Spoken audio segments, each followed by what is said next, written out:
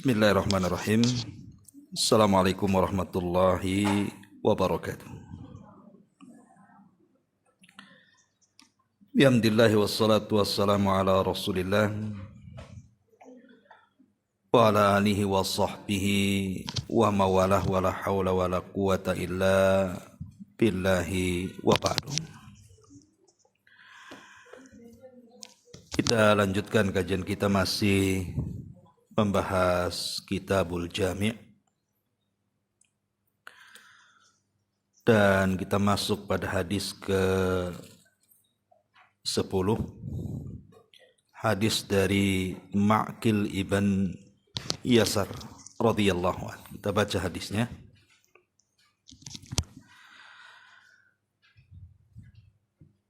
An Ma'qil ibn Yasar radhiyallahu anhu qala Sami'tu Rasulullah sallallahu alaihi wasallam yaqul ma min 'abdin yastar'ihi Allahu ra'atu wa huwa ghashun li ra'iyatihi illa harramallahu 'alaihi al-jannah, muttafaqun alaih. Dari Ma'qil ibn Yasar radhiyallahu anhu, dia berkata, aku mendengar Rasulullah sallallahu alaihi wasallam bersabda, tidak ada seorang hamba yang diberi Allah amanah untuk memimpin rakyat, kemudian dia meninggal dalam keadaan menipu rakyatnya, kecuali Allah haramkan sorga atasnya. Muttafaqun alaihi. Kemudian juga hadis yang ke-11-nya, wa an Aisyah radhiyallahu anha qalat qala Rasulullah sallallahu alaihi wasallam Allahumma man waliya min amri ummati syai'an fashaqqa alaihim fashkuk alaihi, akhrajahu Muslim. Dari Aisyah radhiyallahu anha, dia berkata, Rasulullah sallallahu alaihi wasallam bersabda, ya Allah, barang siapa memegang sebagian urusan umatku, kemudian dia menyulitkan mereka, maka sulitkan dia ya Allah. Hadis ini dikeluarkan oleh Imam Muslim.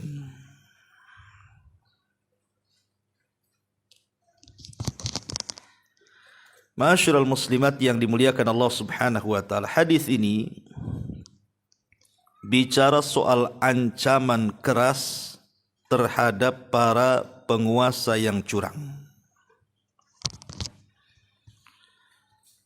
di mana ancamannya tidak main-main. Para penguasa atau para pemimpin yang curang, mereka para penipu rakyat yang dipimpinnya, maka Allah haramkan kepada mereka surga.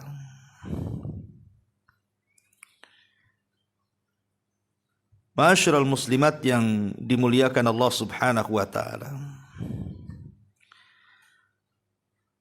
kalimat ma min 'abdin yastar'ihi Allahu ra'iyya,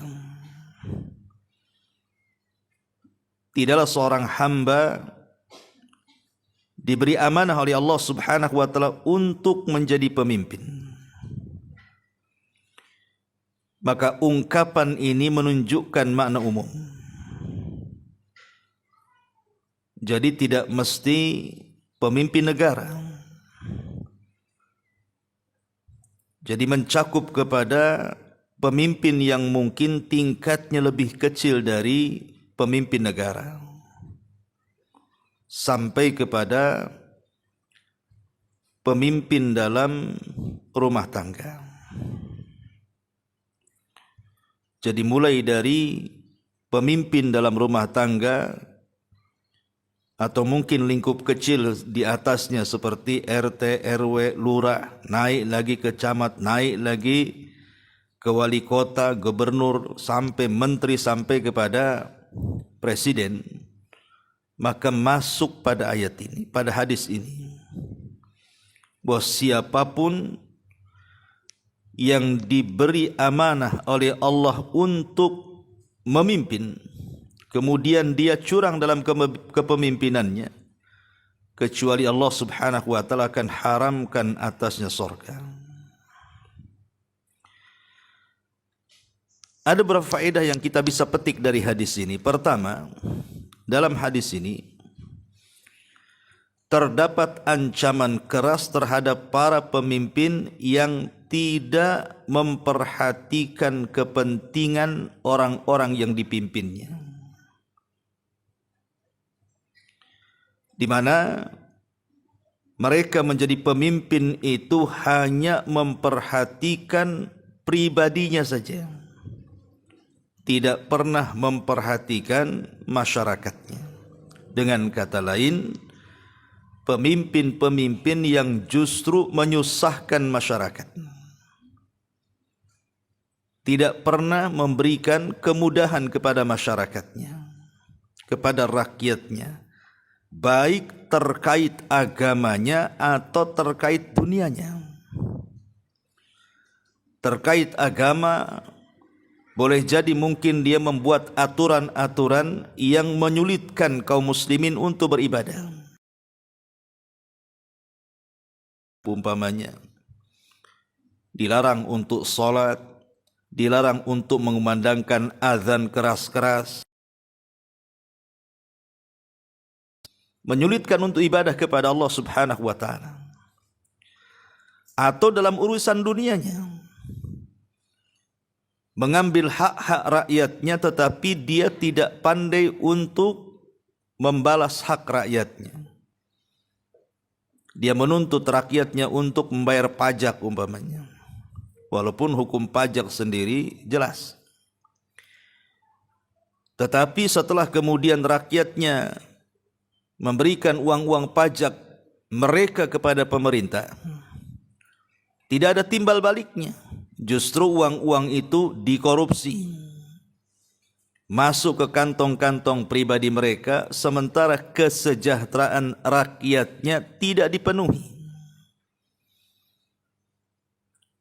Lah ini pemimpin-pemimpin yang seperti ini diancam keras dengan diharamkan kepada mereka surga. Yang kedua, ancaman dan azab pedih ini maksudnya ancaman bahwa orang ini tidak akan masuk surga atau diharamkan dari surga. Itu tertuju kepada para pemimpin yang curang dan khianat, yaitu apabila mereka mati dalam keadaan itu dan tidak sempat bertobat, maka Allah Subhanahu wa taala haramkan surga yang merupakan kebahagiaan abadi. Itu karena kecurangan mereka terhadap rakyatnya, tidak lain karena untuk kepentingan pribadi atau koloninya di dunia. Jadi ancaman ini kalau sampai mereka mati, dan matinya dalam kondisi seperti itu, tidak pernah mensejahterakan rakyatnya, melarang rakyatnya untuk beragama dengan agama yang benar, kemudian mereka mati dalam kondisi seperti itu, maka kematian mereka akan membawa para pemimpin seperti ini masuk ke dalam neraka. Karena menjadi pemimpin itu bukan persoalan ringan, Bu. Tanggung jawab dia besar. Ketika Abu Bakar Siddiq radhiyallahu an mendengar saat wafatnya Rasul bahwa ada sebagian Ansar berkumpul di salah satu rumah daripada rumah-rumah Ansar, maka Abu Bakar Siddiq radhiyallahu an mendengar bahwa perkumpulan para pembesar Ansar ini untuk memilihkan pengganti Rasul sebagai khalifah. Dipilihlah Sa'ad ibn Ubadah ketika itu.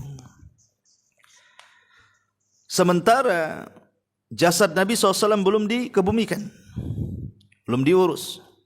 Tapi orang-orang Ansar sudah ribut siapa yang layak menjadi pemimpin. Ditunjuklah Sa'ad bin Ubadah.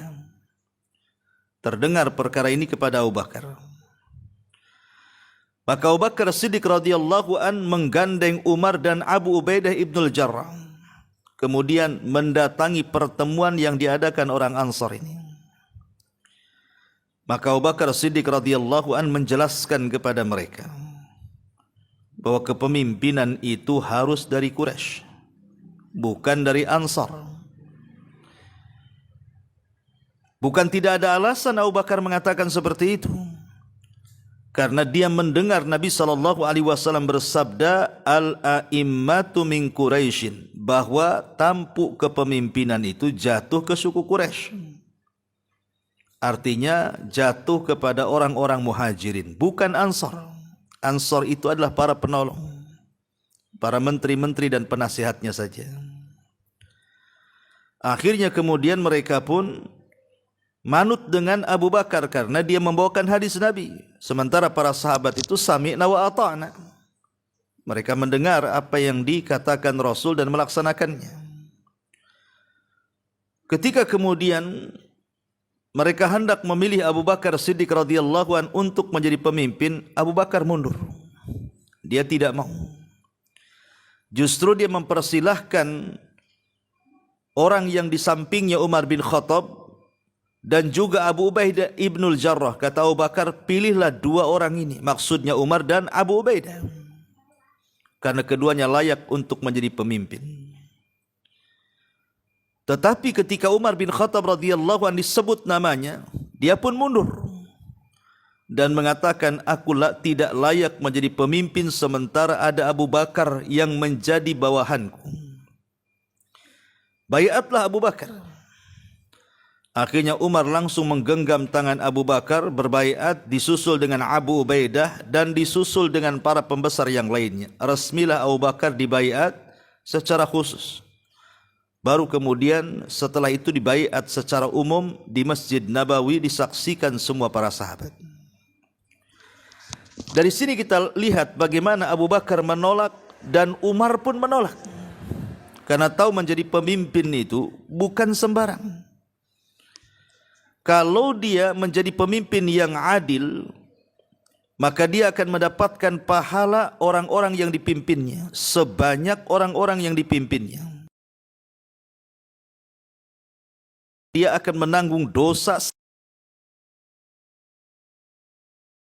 Isyarat dari surat Rasul ketika mengirim surat kepada seorang raja Romawi namanya Herakli.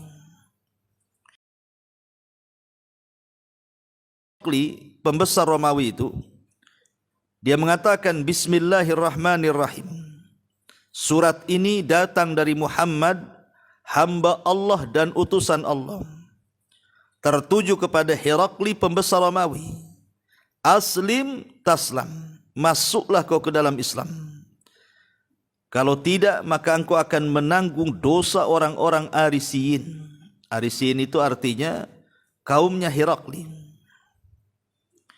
Dari sini ada isyarat bahwa di satu sisi pemimpin itu kalau adil, maka akan mendapatkan keistimewaan yang luar biasa di hadapan Allah. Karena akan mendapatkan kebaikan dan pahala sebanyak orang yang dipimpinnya. Wajar kalau seandainya Nabi mengatakan sab'atun yudhilluhumullahu fi dhillihi yauma la dhilla illa dhilluh. Ada 7 kelompok yang akan mendapatkan naungan di hari yang tidak ada naungan kecuali naungan Allah. Nomor urut pertama kata Rasul, al-imamul adil.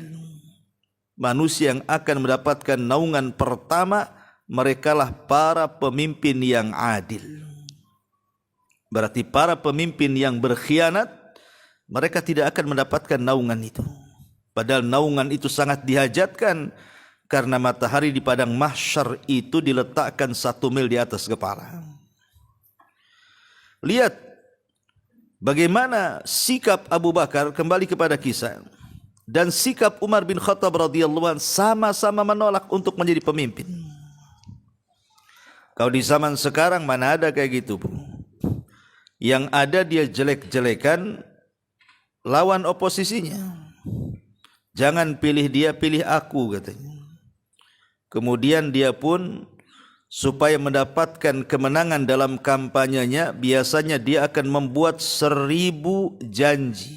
Sebab kalau tidak banyak janji tidak akan dipilih, Bu. Kalau saya menjadi pemimpin, saya janji jalan dari sini ke sana beres. Kalau saya menjadi pemimpin, saya berjanji lowongan pekerjaan selesai. Kalau saya menjadi pemimpin, saya akan begini, begitu, macam-macam.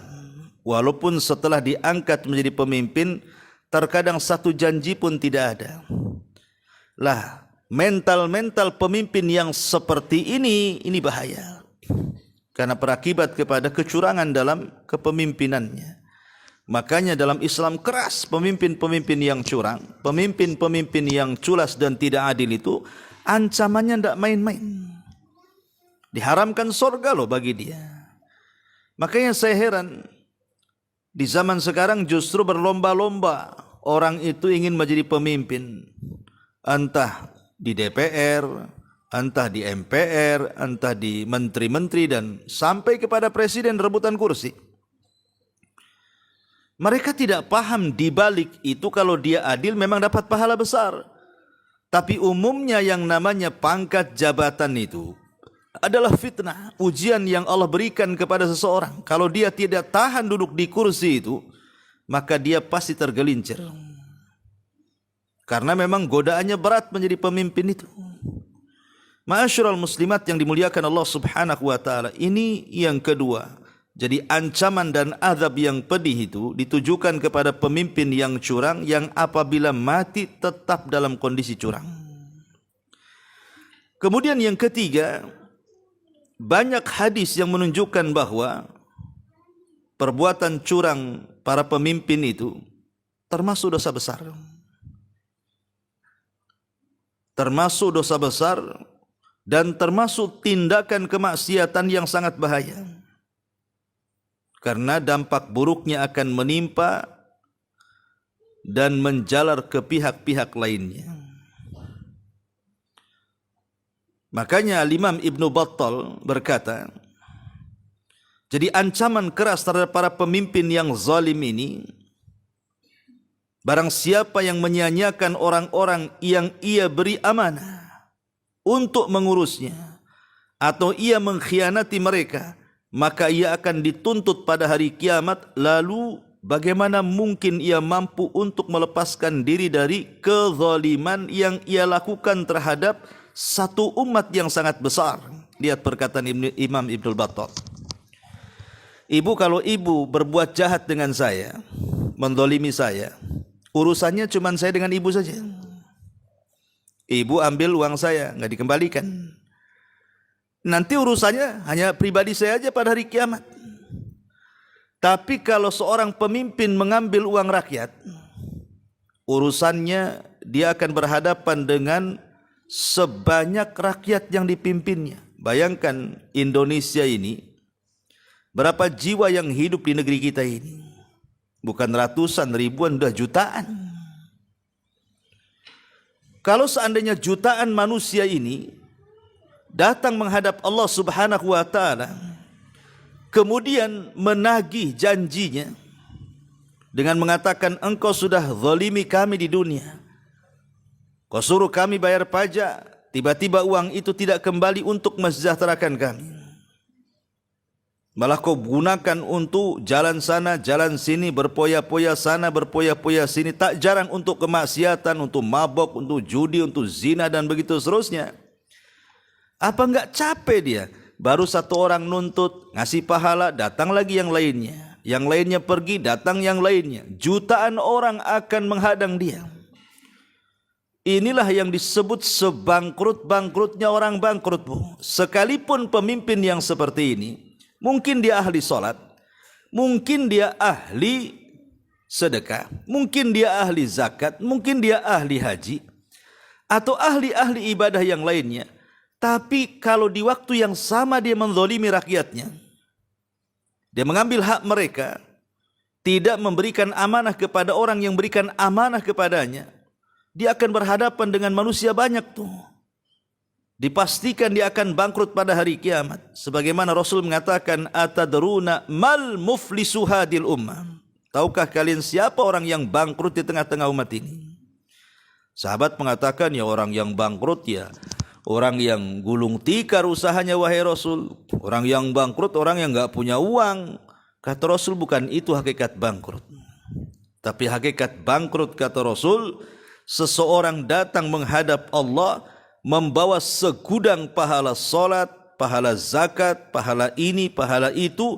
Di sisi lain dia membawa dosa karena pernah mencaci maki fulan, menghina fulan, menumpahkan darah fulan, mengambil harta fulan, dan begitu seterusnya. Walaupun dia sudah sampai di kontor, tempat di mana mendekati pintu-pintu sorga, tapi karena kezalimannya terlalu banyak, bisa saja dia akan dihempaskan lagi ke neraka. Karena dia akan dituntut sebanyak rakyat yang dipimpinnya. Bayangkan, apa enggak bangkrut dia? Ya. Ini yang ketiga. Yang keempat, Syekhul Islam Ibn Taimiyah rahimahullahu ta'ala berkata dalam kitabnya As-Siyasah Asy-Syar'iyyah, berbagai hadis telah menunjukkan bahwa kepemimpinan adalah amanah yang harus ditunaikan. Dalam Sahih Bukhari datang satu riwayat dari Abu Hurairah radhiyallahu an. Nabi sallallahu alaihi wasallam mengatakan, "Idza duyyi'atil amanatu fantadhiris sa'ah." Qala kaifa idha'atuha ya Rasulullah? Qala idza usnidal amru ila ghairi ahli fantadhiris sa'ah. Kata Nabi sallallahu alaihi wasallam, bila amanah telah disia-siakan, maka tunggulah saat kehancurannya. Atau itu adalah pertanda dekatnya dengan kiamat. Datang seorang sahabat bertanya, Rasul, bagaimana maksud amanah disia-siakan itu? Kami tidak paham. Maka Nabi mengatakan, idza usnidal amru, kalau sebuah perkara itu,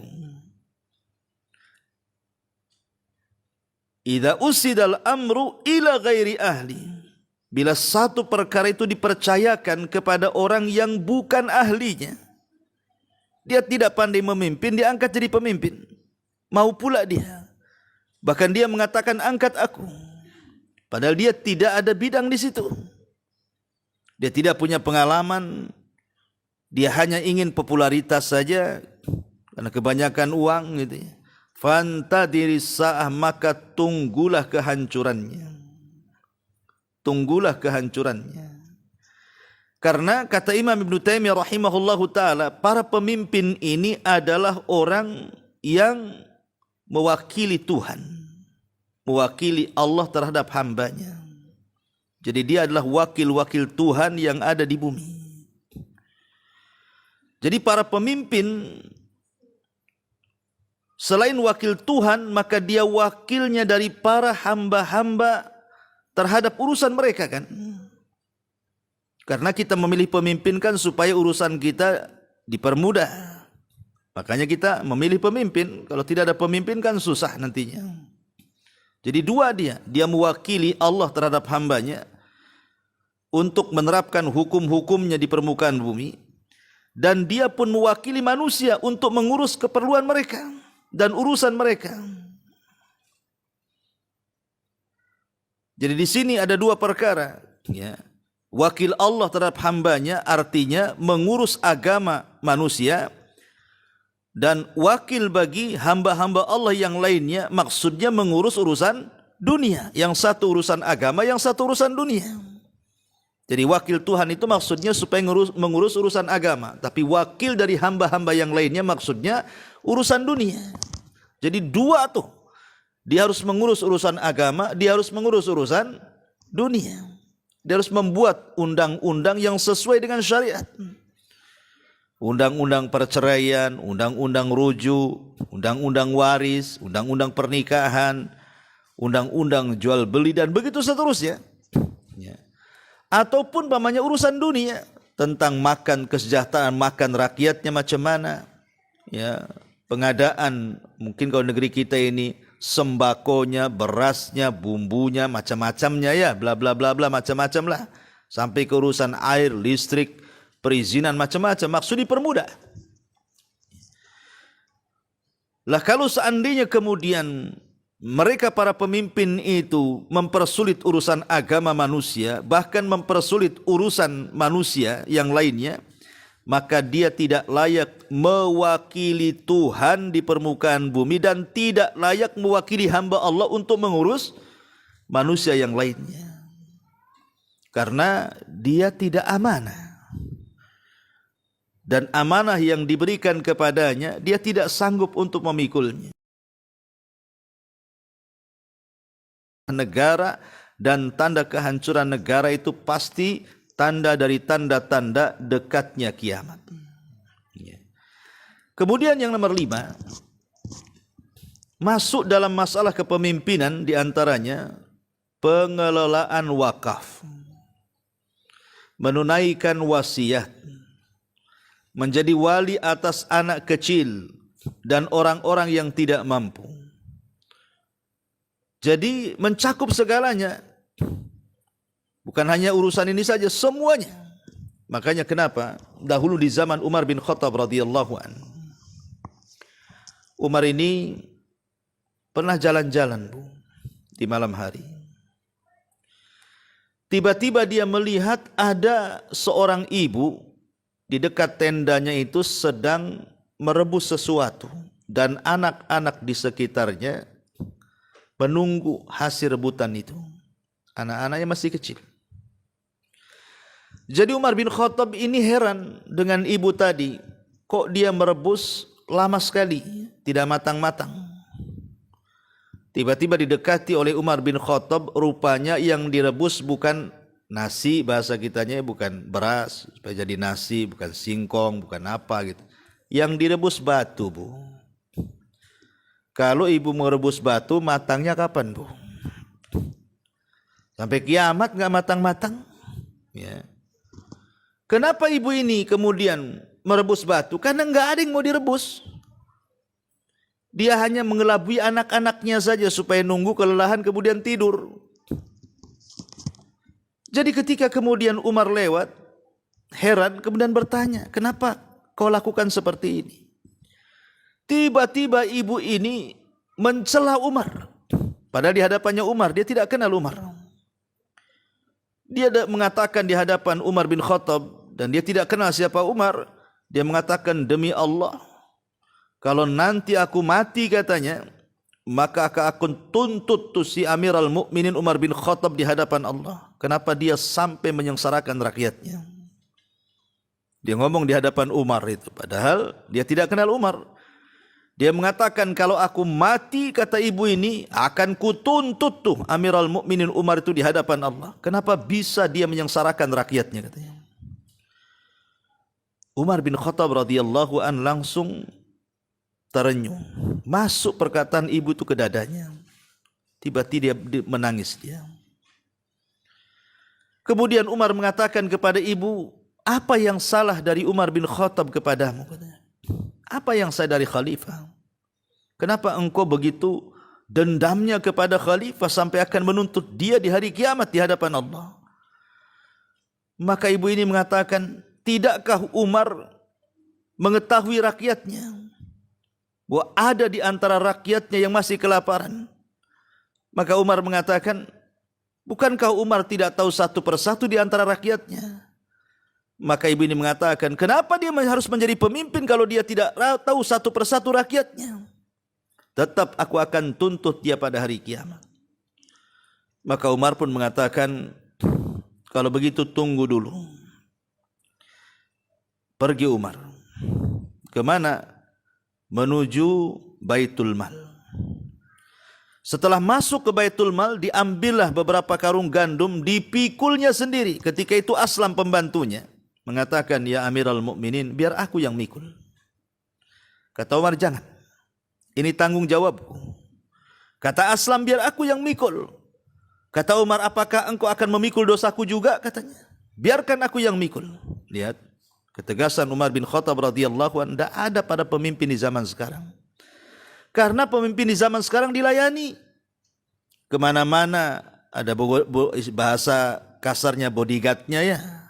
Pas pampres mungkin bahasa kitanya. Ya.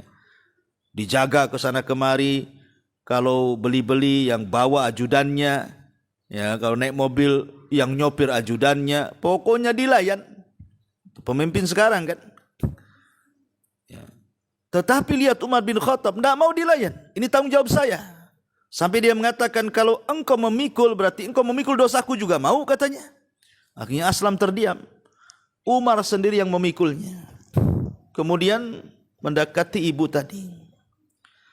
Setelah dekat dengan ibu tadi maka Umar bin Khattab kemudian memberikan gandum untuk direbus. Subhanallah. Umar sendiri yang merebusnya. Dia yang menyalakan api. Dia yang merebuskan gandum untuk menjadi makan malam bagi keluarga miskin itu.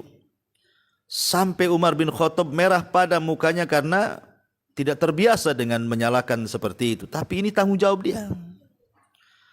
Sampai-sampai Aslam mengatakan, ya Amiral Mukminin, biar aku yang melakukannya. Kata Umar, tidak, ini tanggung jawabku. Sampailah kemudian Umar bin Khattab radhiyallahu an berhasil memasak masakan untuk dimakan oleh keluarga miskin tersebut. Setelah kemudian masakan itu masak, maka dibangunkan anak-anaknya suruh masak. Baru setelah itu mereka pun bahagia, tertawa, akhirnya kemudian tidur. Barulah kemudian Umar mengatakan kepada Aslam, kenapa aku lakukan seperti ini? Karena aku yang membuat mereka menangis, aku pula yang harus membuat mereka tertawa. Aku yang membuat mereka menangis karena kebijakanku tidak sampai kepada ibu ini. Maka sebagai tebusannya aku harus membuat mereka tertawa. Itulah pemimpin. Ya. Pemimpin seperti itu. Kalau seandainya rakyat itu susah, kewajiban pemimpin harus menyenangkan rakyatnya karena dia yang dipilih oleh rakyat. Ma'asyiral muslimat yang dimuliakan Allah Subhanahu wa taala. Tapi kalau tidak demikian, maka Rasul mengatakan kullukum ra'in wa kullukum mas'ul an ra'iyati. Masing-masing kalian adalah pemimpin dan masing-masing diri kalian akan dimintai pertanggungjawaban tentang apa yang dipimpinnya. Nauzubillah. Kalau sampai seseorang menjadi pemimpin dan tidak memiliki tanggung jawab, maka akan ditanggung sendiri kelak pada hari kiamat apa yang sudah dipimpinnya. Ma'asyiral muslimat yang dimuliakan Allah Subhanahu wa taala. Ini pada hadis yang ke-10. Jadi hadis ini saya katakan umum. Ini kan saya contohkan pemimpin yang besar. Tetapi kan bukan hanya mencakup pemimpin yang besar saja, sampai kepada seorang suami bertanggung jawab akan istri dan anaknya, serta budak-budaknya kalau ada budaknya.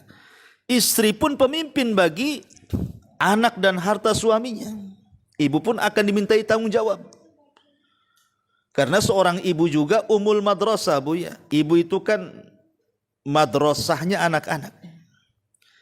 Kesalahan di zaman sekarang, terkadang pendidikan anak itu diserahkan kepada orang lain. Ibu tidak tahu menahu. Lebih celakanya kalau seandainya orang yang diserahkan untuk mendidik anak itu mungkin melakukan kekerasan terhadap anak ibu dengan cara mungkin memarahinya saat mengajar atau memukulnya saat mengajar, kayak zaman-zaman dulu lah kan. Ibu mungkin pernah merasakan zaman-zaman dulu kalau ngaji di musola, ya kan gurunya garang-garang kan, Bu ya. Kadang-kadang ada yang direndam di kolam. Kalau di Jawa Barat dulu saya mengalami, Bu ya, masih kecil-kecil itu kalau salah saja ngajinya itu direndam di kolam dari maghrib sampai isya, Bu. Karena di Jawa Barat tuh masjid rata-rata ada kolamnya tuh. Atau kadang-kadang disabet tuh pakai gagang sapu. Atau kadang-kadang dibakar alisnya, Bu, sama korek tuh. Zaman dulu ya. Supaya tidak ngantuk. Kalau ngantuk, memang lah ya. Tapi kan zaman dulu itu enak, Bu. Jadi kalau anaknya kapok, kemudian kabur kan, Bu ya, ke rumahnya, ngelaporin apa yang dilakukan kiainya, itu diantar lagi, Bu, sama orang tuanya. Jadi kayaknya sudah ada kong kali kong orang tua dengan kiai itu. Jadi si anak itu tidak ada pembelaan kan gitu ya. Dia mau ngadu sama siapa kan gitu. Sehingga betul-betul gemblengan anak-anak dulu itu memang betul-betul keras dan jadi gitu ya. Karakter akhlaknya pun jadi. Kalau anak sekarang, Bu, digituin di pesantren, lapor polisi ibunya. Ya. Ini sudah masuk HAM ini. Ini sudah KDRT ini. Ya. Jadi aneh di zaman sekarang ini. Padahal sebenarnya kan tanggung jawab pendidikan itu bukan hanya pihak sekolah saja, pihak pesantren, pihak masjid gitu ya. Tanggung jawab penuh pendidikan itu orang tua. Mereka itu hanya menyempurnakan saja. Karena begini, Bu, manfaatnya ya. Kalau anak ibu ini, ibu ajarkan hal-hal yang wajib-wajib dari ibadah umpamanya. Kita tahu bahwa salah satu ibadah yang wajib itu sholat. Ibu yang ngajarkan sholat anak-anak itu. Minimalnya Al-Fatihahnya lah ibu yang ngajarkan. Atau surat-surat pendeknya. Dan gerakan-gerakannya sehingga sebelum anak ibu dididik oleh orang lain, anak itu sedikit mungkin sudah tahulah cara sholat. Walaupun belum sempurna kan itu ya. Coba bayangkan, Bu, kalau anak itu sudah balik, kemudian menjadi anak yang soleh, anak yang soleha. Dalam sehari dia sholat 5 waktu, ditambah dengan sholat-sholat sunnahnya, entah duhanya, entah rawatibnya, tahiyatul masjidnya, witirnya, tahajudnya, dan sholat-sholat mutlak lainnya. Coba dalam satu hari, ibu dapat pahala banyak, Bu. Kenapa? Karena anak itu bisa sholat, ibu yang ajar. Belum lagi dari bacaan Qurannya, bacaan Fatihahnya dibaca terus, Bu, setiap hari dalam sholatnya. Ibu dapat pahala bacaan Fatihah anak itu, bacaan zikir anak itu, doa anak itu. Berapa banyak coba ibu mendapatkan pahala dari orang yang ibu ajarkan. Karena Rasul yang mengatakan man dalla ala khairin kafaili. Siapapun yang menunjukkan manusia kepada kebaikan, maka dia akan mendapatkan pahala orang yang mengikuti kebaikan itu. Man dalla ala hudan kana lahu ajrun wa ajru man amila ba'dahu la yanqusu min ujurihim syai'a. Siapa yang menunjukkan kepada hidayah, maka dia dapat pahala dan pahala orang yang mengikutinya tanpa mengurangi pahala mereka sedikit pun. Itu namanya multi level pahala, Bu.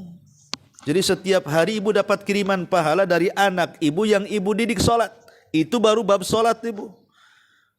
Belum lagi bab ngajinya, baca Qurannya. Belum lagi ibu ajari anak itu dari kecil supaya mudah bersedekah. Tiap hari ibu titipi 1.000 perak, 2.000 perak, kan? Mungkin suruh masukkan ke kotak amal, akhirnya terbiasa infak. Setelah besar dia ahli infak, umpamanya kan? Berapa banyak tuh? Karena ibu yang ngajarkan, atau mungkin akhlak dia. Sebelum orang lain yang mengajarkan akhlak, ibu yang ajarkan akhlak. Nah, kalau masuk salam, kalau masuk kamar mandi baca doa, keluar kamar mandi baca doa, kalau mau makan baca doa, habis makan baca doa umpamanya kan. Ibu yang ajarkan semuanya tuh. Oh, makin banyak lagi ibu dapat pahala transferan dari anak itu. Ya. Tapi kalau umpamanya ibu titipi anak itu kepada orang, ibu tidak mau tahu. Sementara orang lain yang memberitahu bagaimana cara sholat, orang lain yang memberitahu bagaimana cara ngaji dan begitu seterusnya, maka pahalanya disalurkan kepada mereka lah jadinya. Padahal itu anak ibu, aset ibu. Ya. Makanya wanita pun sangat bertanggung jawab terhadap anak-anaknya, karena ibu itu kan madrasah, ummul madrasah. Dan biasanya, Bu, pendidikan anak itu kalau dipegang oleh seorang ibu rata-rata berhasil, Bu. Kalau dia punya niat yang jujur dan kesungguhan dalam mendidik. Lihat para ulama, Bu, itu rata-rata anak yatim. Yang didik orang tuanya, yang didik ibunya. Imam Syafi'i menjadi ulama besar itu tidak lepas dari pendidikan ibunya. Imam Ahmad menjadi besar itu tidak lepas dari pendidikan ibunya. Coba bayangkan, Abu Hanifah, Imam Malik, Imam Madhab, itu tidak lepas daripada pendidikan ibunya tuh. Mereka menjadi ulama-ulama besar, Sufyan Ats-Tsauri dan ulama-ulama yang lainnya. Ini menunjukkan bahwa kalau seorang ibu aktif berperan untuk mendidik anaknya, itu rata-rata berhasil, Bu. Maka jadilah ibu yang baik, ya. Tapi jangan pula mengajarkan yang tidak baik, sesuatu yang tidak positif jangan diajarkan, Bu. Ya, terkadang anak itu setelah besar ahli gosip. Oh, rupanya ibunya tukang gosip. Ahli gibah, ibunya ratu gibah. Ya. Kan ahli mencela, ibunya memang lisannya lisan silet kan gitu. Jadi jangan sampai kemudian, karena begini Bu, kan ada istilah lah di negeri kita ini, yang namanya buah mangga kalau jatuh kan gak jauh-jauh dari pohonnya, Bu. Ya kalau dia cerewet wajar lah ibunya ember kan itu. Ya rata-rata kan begitu, Bu, walaupun tidak semua. Kadang-kadang pula buah mangga jatuh di pohon duren kan itu ya. Oh, rupanya ibunya cerewet, anaknya pula pendiam. Ibunya ahli gibah, anaknya pula pendakwah kan itu. Ya adalah yang seperti itu gitu. Nah, tapi yang jelas bahwa pengaruh seorang ibu kepada anak itu luar biasa, karena memang dia pemimpin dalam keluarga. Ini yang pertama ya, bagi anak-anaknya. Yang kedua, pemimpin untuk amanah menjaga kekayaan suaminya. Akan ditanya, Bu, setiap rupiah yang suami titipkan kepada ibu itu kemana ibu belanjakan? Akan ditanya. Karena seorang ibu itu menjadi pemimpin bagi anak dan bagi. Apakah dia kemudian menyalurkan harta suami ini memang ke jalan yang benar gitu ya, ataukah justru menghambur-hamburkan tanpa sepengetahuan suaminya? Maka semua akan ditanya di hadapan Allah Subhanahu wa ta'ala. Lah begitu juga suami ketika memimpin istri pun demikian, dan begitu seterusnya. Tetapi dalam hadis ke-11 kita lihat bahwa kalau sampai seseorang itu menjadi pemimpin, walaupun hanya kelas rumah tangga suami atau istri gitu ya, kok mempersulit,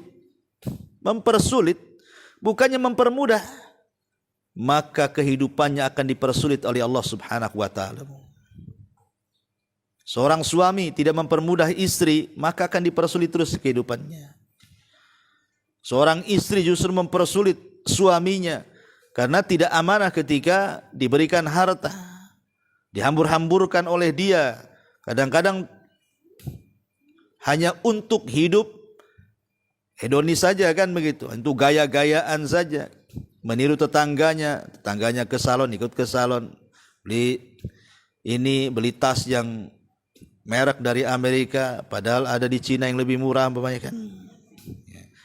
Pokoknya suaminya tidak paham, asik minta uang saja. Lah dari sini ini semua, kalau ibu mempersulit suami, ibu akan sulit sendiri. Suami mempersulit istri, suami akan sulit sendiri. Karena doa Nabi di sini, Nabi yang mendoakan. Ibu mempersulit anak-anak gitu ya, tidak diarahkan kepada yang positif, ke agama gitu ya, ke akhlak dan begitu seterusnya, maka akan dipersulit. Nanti anak ini kalau sudah besar, jangan salahkan kalau dia mempersulit orang tuanya. Entah jadi anak durhaka, naudzubillah, entah jadi anak yang kurang ngajar kepada orang tuanya. Akhirnya setelah anak dewasa, baru tahu orang tuanya. Dipersulit oleh anaknya. Bahkan saking dendamnya seorang ibu karena bermusuhan dengan anaknya, terkadang terkeluar ucapan, "Nana kalau tahu sudah besar kayak gini, ku cekik waktu bayi," katanya. "Biar mati kamu," katanya.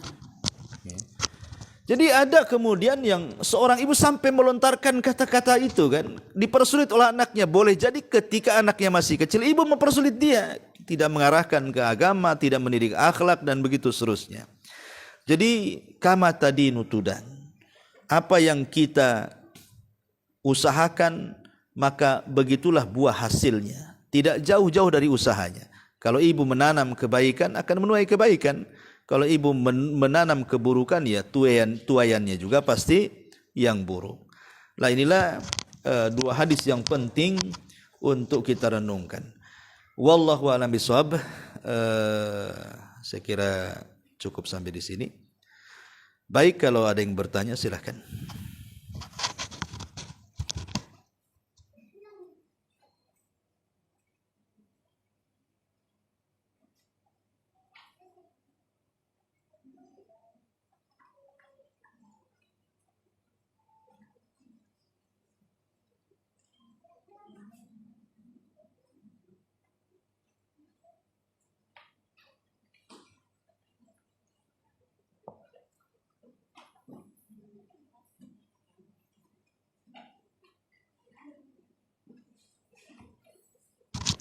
Alhamdulillah tidak ada yang bertanya.